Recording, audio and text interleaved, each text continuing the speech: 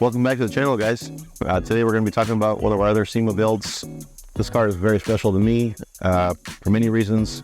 The main one being we built it for my father, who we've talked about in previous episodes, the biggest critic on the planet. And we've also actually talked a little bit about this car in the past. This car is different than any of the other ones we've done before. A, because we built it for Dad, and B, just because of the way we acquired it and the way it ended up. We bought this car probably 2 years ago now by someone who attempted to do something like this in their backyard. And they had this body on, I think, an 80s 450 SL.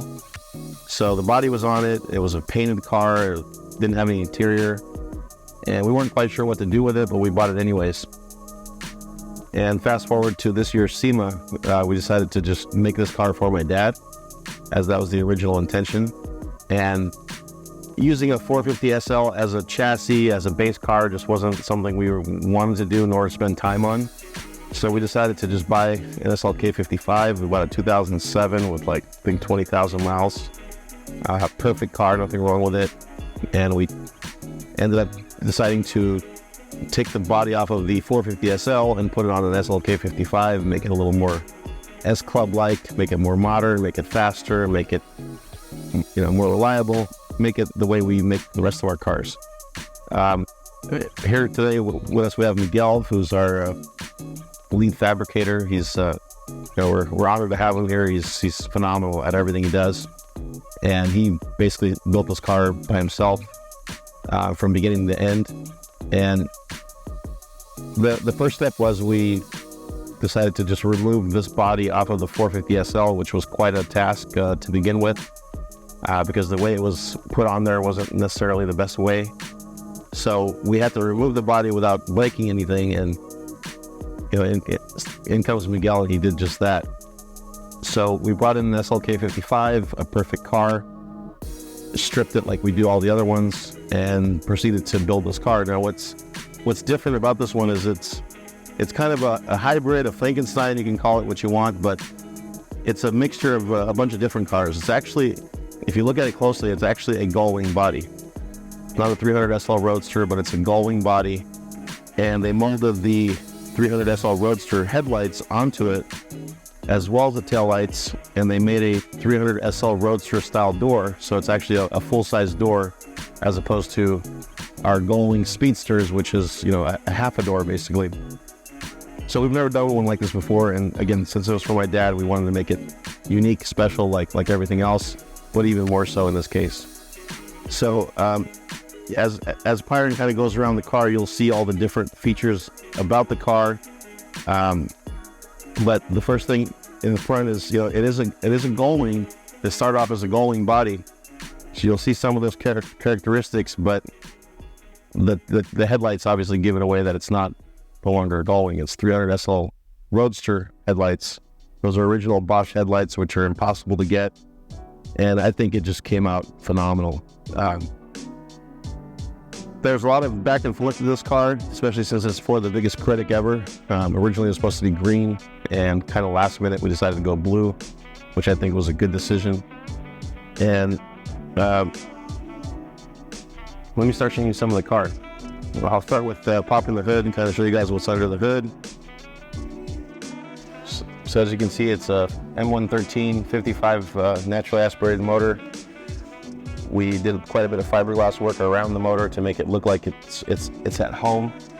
The leather work in the back, which is typical for us to do.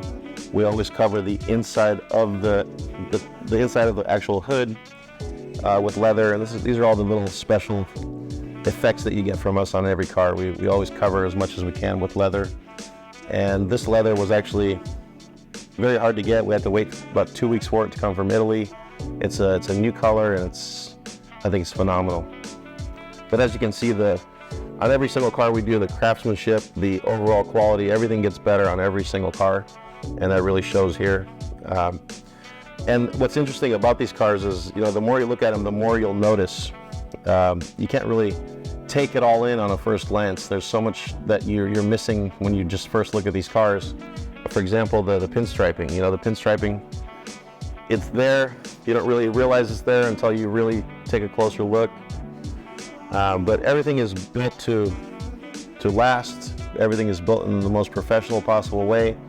And it's built in a way where if for one reason or another the factory were to take this car apart one day, they would be impressed with the way that we put it together. So, you know, if all these panels come off, you're not going to see wires everywhere. You're going to see a very, very clean job, and that's all thanks to our lead fabricator, Miguel. He did a phenomenal job inside and outside on this car. So on this one, generally the gull wings, the hood opens the opposite way, but we wanted to retain the factory SLK clamps and everything, so the mounts, so this thing shuts just like a factory SLK.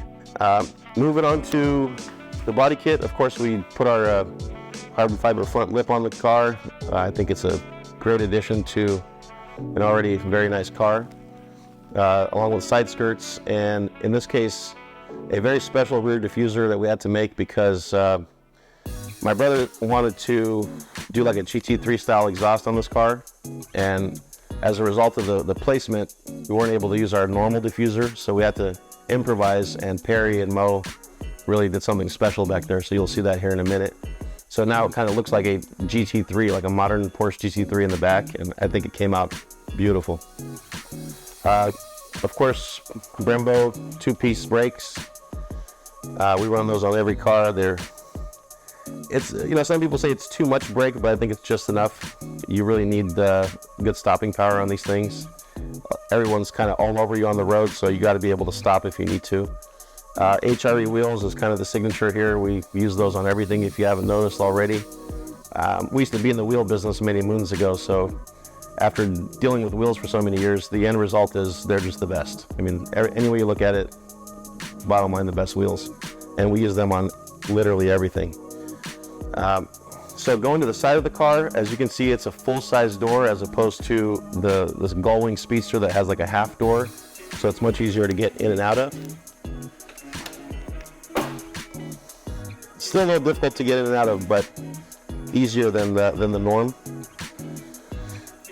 This car, you know, the interiors are all also bespoke. They're all different. On this car, we decided to do the starlights on the doors, in the trunk, behind the seats, and you know, it's the first time we've tried this on the interior and on the doors, at least on the door panels, and I think it came out really nice.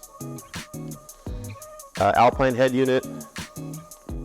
Audison and Hertz sponsored us this year, so we were fortunate enough to put a really, really good sound system in this thing. It sounds, I mean, it sounds so good that it sounds like the person that's singing is standing right next to you. That's how this stereo system sounds. It's like nothing I've ever heard before, and I'm a bit of an audiophile, you could say, so to impress me with audio is a difficult thing to do, and these guys have blown me away in every which way. So if you want the best system you can possibly get, Audison is the way to go. Now going back to the car, again, the leather is a new color, very, very special. I haven't seen it before. It's the first time I'm seeing it. We did use roll cage on this car, you know, just in case my dad decides to drive it fast, just for the added safety. The deck lid is different on this car than all the other ones. It's much shorter. We definitely like to use the humps, and they're all proportional and pinstriped. These gas caps here are our favorite. They're made by a guy called Crafty B. He's phenomenal at what he does, and we enjoy using his stuff because it's such a showpiece. It really just adds to what is already a very nice car. So as you can see, so far everything I've shown you guys, we don't really skip anything on these things. Every little detail on this car matters. Everything is thought well through, and everything's there for a reason. So it's funny because my dad doesn't really like sound systems. He's not into loud music, but since we got the sponsorship, we decided to go all out on his car. We have two 12-inch woofers. You can see how big the magnets are. And we kind of did what I like to call an old school system, where everything is visible, and you know, it's behind thick glass. It's a 1-inch plexiglass box made by California Upholstery.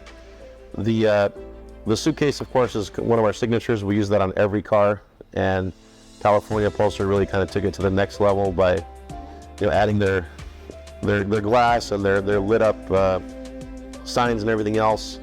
We've got my dad's last name back there, as well as the Audison. And it's just a very clean, very simple trunk, but it definitely does the trick. And Byron, if you can show them the bottom of the trunk, we do this on every car. Most people kind of forget about all this stuff, but like I said, we're all into the details, so everything that we can cover with leather, we'll cover with leather. And I think in the end, this car used like 12 hides, even though it's a two-seater. So 12 hides, 12 cows had to die for this car, but in the end, it's worth it. I'm gonna close this so we can show you guys the spoiler on the car.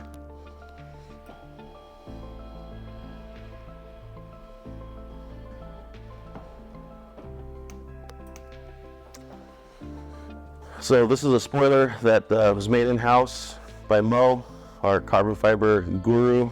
I think it's perfect for this car. It's not too much. It's just right. Okay, as you guys can see, also the taillights on here are 300 SL Roadster taillights as opposed to gull-wing taillights, just to go with the rest of the theme. Like I said in the beginning, this car is kind of a Frankenstein, so since we went with SL Roadster headlights, we went with SL Roadster taillights as well. All of them are lit up with LEDs, so they last longer, they look brighter, and they work better.